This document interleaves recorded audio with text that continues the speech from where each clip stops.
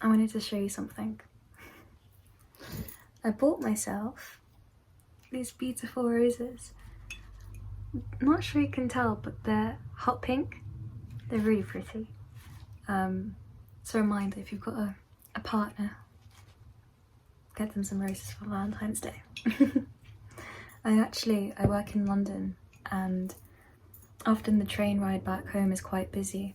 So yeah, sadly I didn't get a seat, which meant that 2 of my flowers actually snapped. But what I did was, I took off the petals and they're now in front of me in a little cup, submerged in water with a rose quartz. So yeah, if I'm looking around, I'm looking at those 2. But yeah, I wanted to film a video because I've had a very, very beautiful deepening into something that you've actually witnessed through my videos. Specifically from last year until now, I've been dissecting a topic, and only now I feel like I've gotten into a very I'm seeing it from a different perspective, and it's revealing a lot. And it feels right to do it as a video, but I actually feel very called to do it more as an essay piece. There's different layers to what I'm about to share today, and I want to explore it deeper, so I'm going to be working on that in the background. So if you want to have a read of it, just let me know. I can probably just email it to you. But yeah, it feels right to have it as both a written and yeah, this type of piece. Before I begin as well, I wanted to preface all of this by saying that learning is like a spiral. I don't believe learning, you get to a certain nucleus and it makes sense. I think there's a constant sort of progression towards learning, and you sort of spiral downwards or upwards or whatever, and you never really get to the nucleus of it. And the reason is because our structure is part of a larger structure within infinity, so our mind isn't really able to comprehend everything in its entirety, just because it's how we're made. And I am excited to share what I've got to say, but also I'm very aware that there is a lot more that can now be discovered, and I'm back to that same place of curiosity that I was in when I began to question this. So yeah.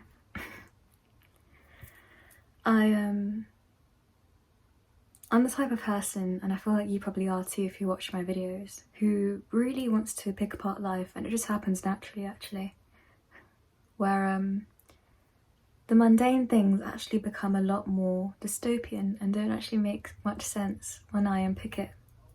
And one of those things is my contemplation and reflections around why we have been designed to exist alongside other people. Why do people get in relationships? Why do people have friendships? Why do people have kids? Why is it that we've come to this earth and there are multiple different humans? And why is it that multiple different humans have such an impact on other humans? And my previous way of seeing it, particularly in relationships, I'll give you an example, is that connection comes from a mindset of safety. You find a partner, you're able to make that partner feel secure in themselves by providing them with things that fill this gap within them. Or you find someone and you resonate at a similar frequency, and you're together, and you sort of, it becomes a safety net for you, and you've got that person for life, or theoretically, you're that person for life that you mate with, and you share different experiences with, and and it combats loneliness and these very human traits of ours. That's how I sort of made it quite logical, and like pairs and twos, biological in our structure, but of course we deviate from it sometimes. Not everyone's in a male-female relationship, and not many people actually, well, some people aren't in relationships that are with 2 people, like poly relationships or open relationships. So that's a different side of it, which I'm not going to look into just yet. But I really spent a lot of time questioning it, and I have a video called Take the Grid Lines Away, where I actually realised that you can actually deviate from those structures but still have the same outcome. And often we follow these predetermined sort of traces of how to be, and you know, you get into relationships and you think the next step is an engagement or a proposal or same thing, or a wedding or a child, and you've got these steps laid out for you, and there's nothing wrong with that. But yeah, I really tried to unpick that, and I think I've actually come to understand a fragment of why I think humans exist for other humans, and that wider question I have about the purpose of connection. And it starts off with you actually looking back at the foundations of what built that belief.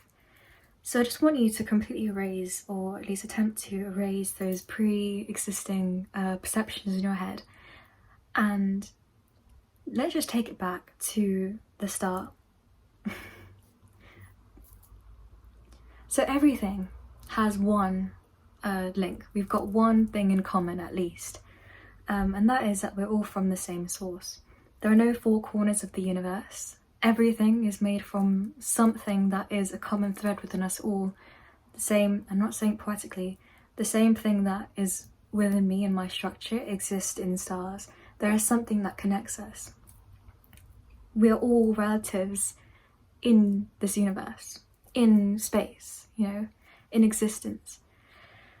So if you take it right back to the fact that we are one thing, we have now sort of fragmented into different parts and different formations of itself. So you've got humans, you've got pets, or you've got humans, you've got animals, you've got dogs, you've got cats, humans are animals, cats, you've got roses, you've got fabric, you've got space, you've got dark matter. All of it is one thing, but in different fragments of itself. And each of those different things can reveal a lot about you.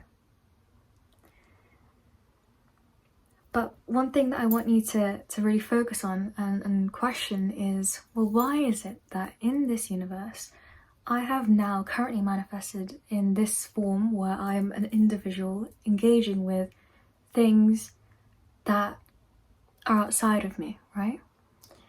And it's fascinating when you look at it from that perspective, because you realise everything outside of you sparks a reaction within you, which is how you've evolved in such a way, which is what has created your traumas and your inherited beliefs.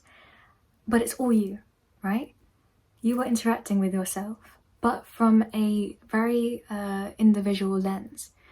But that allows for the most profound learnings ever. Relationships and connections. The best way that I can convey it in this video is through the first thing that actually made me realise this thing I'm about to tell you about why I think we're here with other people. And that is that a friend of mine recently came over to my house, and she's a very, very lovely person, and my mum has the most beautiful hair ever. Like, her hair curls from the root, and my friend was in awe by my mum's hair, and so am I. And I told her that I wish that I had curly hair as well. And she looked at me and she said, "You do." And I thought she was just being nice, but she pulled out the most beautiful coil that I'd ever seen from my hair. And it made me realise that I would have never have noticed that unless she pointed it out and saw it. And I think that's a beautiful metaphor for what she and my friends and connections have done. They bring out a new perspective from their perception of life to you, and it sort of breaks through this little bubble that you have of your own self-beliefs, etc. And I had another friend actually, I'd known him for a few years, and we've been living life in parallel, but we've only recently gotten to meet, and he's so introspective. And it sort of gets to a point where he asks so many questions that parts of you actually purge up. And I was bringing up a lot during our conversation, and it's planted so many seeds. And I said something quite vulnerable, and they responded with something like so casually, like it was just like a little thought that just came naturally to them that actually changed my whole perception of my belief around the certain thing that I was being vulnerable about. And I had that belief since I was little and I was bullied in school, and within 5 words he was able to completely shift that. And it unlocks different ways of thinking into your reality. Before I move on to the next point, I wanted to also say that, actually no, I think I have to go to this point first to get there. This explains why I want to write it. But so if you look at life from the perspective of you engaging with yourself through different stimuli around you, in this case, people, my friends, but also things around me. You know, art is a very beautiful thing because I often find very crazy things quite beautiful and profound. And that's actually a reflection of me because it pulls out parts of myself, but ultimately I'm the one that's experiencing it, right? You are watching this video. I'm not doing anything to you. I don't know who you are, but I'm another fragment of you that's unlocking something in your own mind. Maybe it will be profound, maybe it will just be a passing video that you come across, but we all, you know, do things to each other, but it's you that experiences life. And another thing that's been quite interesting is, I'm sure if you've been watching my videos for a while, you know, sleep is an interesting thing of mine.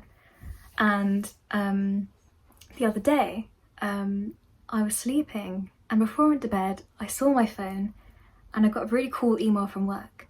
So I told myself, like, that's dope. I'm gonna look at that email in the morning. But I remember it coming through in the time of it, and lo and behold, in the morning, that never happened. And as well, there were a few other things that happened like that in my dream, but one thing in particular was fascinating.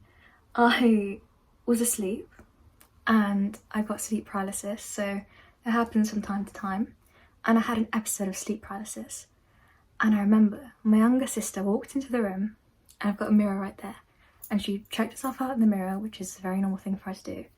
She walked out, and I opened my eyes a little bit during this episode, and there were these little kids, like monsters, like in my room coming in. And I remember thinking, like I'm from a state of fear, so it's manifesting as these physical monsters. Just close your eyes and it'll pass. Anywho, got out of that sleep paralysis episode, left my room to brush my teeth, looked to my sister's room, she's still there in her pajamas. That never happened. I dreamt my sleep paralysis while I was sleeping. And I often wonder, and I've been wondering a lot, did I create that experience because I've told myself that I have sleep paralysis, that I've actually dreamt it to be very, very real? And I live days like in my sleep that never happened, and I often feel like it's different realities, but that's a different story. But the point I'm trying to get to is that the mind is where I'm experiencing life. It's me at the end of the day that's experiencing my reality, and everything around me is a projection into myself, a mirror into myself. So yeah, that's one aspect of it. The thing I wanted to get into that I was speaking about before is that with that in mind, structures such as AI actually are another fragment of you. And what I mean by that is I'm not talking about like the hallucination side of AI and art and the ethics of it. That's a separate thing. What I'm talking about is what AI is collating all these information that exists that they have records of over time, right? And you pull into your reality the things and the wisdom and the the collective knowledge that exists beforehand to you. But what that actually is from the perspective of you being the one, nucleus that shoots out, it's yourself. It's a collective knowledge coming into you in a very clean and concise way. That plane is very loud. But that's how I see AI, artificial intelligence, because we've got records of it, and we actually learn a lot from our ancestors, survival and psychology and war and all those lessons. It's ourselves, and we put into our reality things to learn when it's the right time to learn it from ourselves, different fragments of us. And this also, in my last video, I think I spoke about past lives and it being one linear narrative, which I really don't believe in. And that relates to that. So it really is a bank of knowledge, and all this experience from you. Right. So, as I was saying, we've got sort of two different parts of us. We've got the part of us that reflects back into us the collective knowledge that we know already exists. So, of course, AI, etc. And of course, social media sort of reaffirms these things that we already know and builds on those beliefs because you remain in those bubbles. But connection is the most interesting thing, because you don't always necessarily attract people who are on the same frequency as you. And that is the greatest teacher. Of course, it's beautiful when you do. And it's very rare that I've been able to attract the people that I have. Likely because I quite like my own solitude. But for example, the day that I was holding my roses on the train, I was waiting for the train to come, and there was a lady who was coming towards me on the platform to wait for the train. And I don't know why, but I had this almost resentment towards her, like a wariness. And while I caught that thought of wariness, I noticed I actually took a step away, because my subconscious, of course, is like danger, and subconsciously it pulls me away from it. It was fascinating seeing the correlations in that moment. Later on the train, she did something which made sense why I had those reservations about her. But it's fascinating because it revealed a lot about me to myself.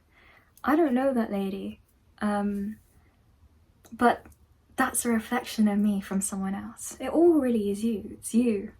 It's you. It's all for you, as Lana Del Rey says. But it really is. Like, that's why I believe so much in like trusting your intuition, and also distortion. I think we're in the era of distortion at the moment.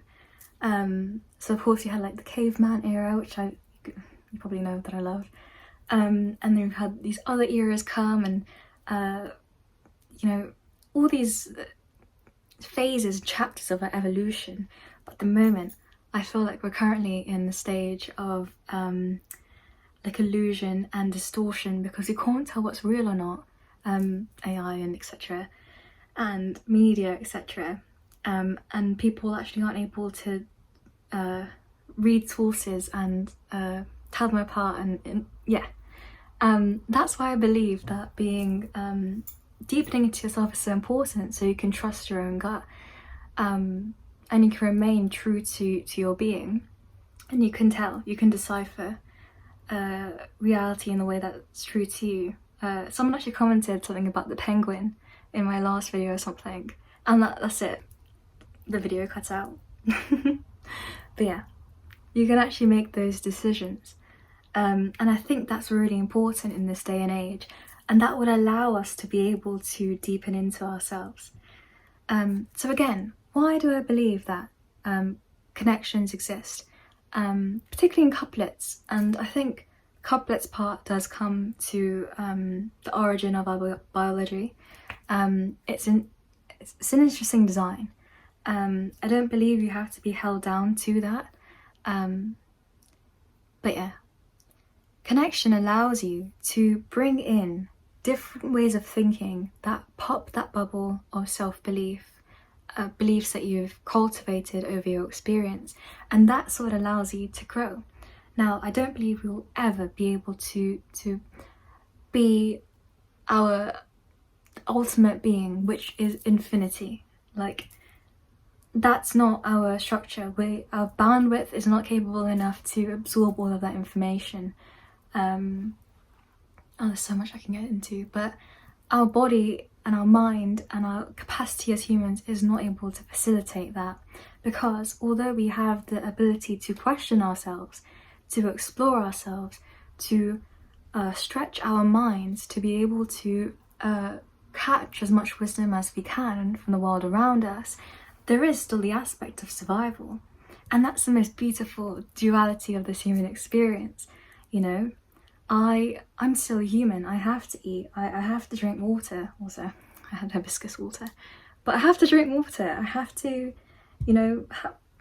eat food. Like I have to, be part of this. And some of the structures we've got is actually great. Like, and there's a beautiful phase here where we can really explore ourselves. And I had a very beautiful revelation or contemplation the other day where I was thinking about humans and how there's a possibility that humans actually are the only species to be able to feel love in such a way, like with such complexity, such drama. And it made me question, let's go third eye. It made me question whether humans actually created love, because if you think about it, we all have the subconscious genius within us. Like if we get cut, we know how to heal it. We don't have to do anything. The conscious and subconscious mind, you can really, there's a beautiful play there of a conductor and a driver. Same thing. But I know that you know what I mean. But what if like us humans as a collective are quite like that subconscious genius, and we've actually woven with our own hands over the different periods of life that have existed love as well as hate and this duality? What if we've created this drama because we could? Like, I'm fangirling a little bit, but how fascinating is that our ability to craft such a beautifully intricate palette of emotion and experience that can only be felt here. Like, I had that thought and it just blew me away, because while there's so much duality, but while we have the capacity to experience and exercise our brain, but we're also still human, we have the capacity to feel all this palette of emotion and experience, and then we die. And like, there's a possibility that we won't have this life ever again the exact way that it is. It really blows my mind, because you can get, and I'm victim to this, and I have been victim to this, where you can think about it a lot and you're like, what's the point? Like, what is the point? And then you can look at it from the perspective of what's the point?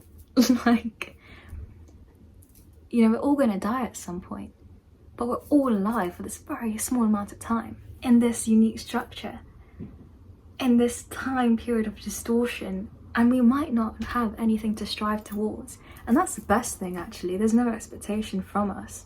We could be alone in infinity, as these structures that we are. That's fabulous, because that makes the spotlight on this planet far more beautiful. The purpose of connection, I believe, is really to be mirrors, to allow you to see yourself with a clearer lens. And yourself that I'm speaking about is everything. And connection allows for that. The people you attract allow for that. And I'm so grateful for my friends for being those mirrors, for me, for dropping my guard down to let them draw closer and closer, and to look at all those parts of myself, and even strangers and you. But yeah, as you can tell, my mind has like spewed up in all these different directions. My mouth has tried to keep up, but I think the best way for me to articulate all of this really is from a written perspective. So yeah, I'm gonna work on it in the background. If you want to have a read, just let me know, and whenever it's ready I'll ping it across. But yeah, I've spoken for a while now. But yeah. Good night.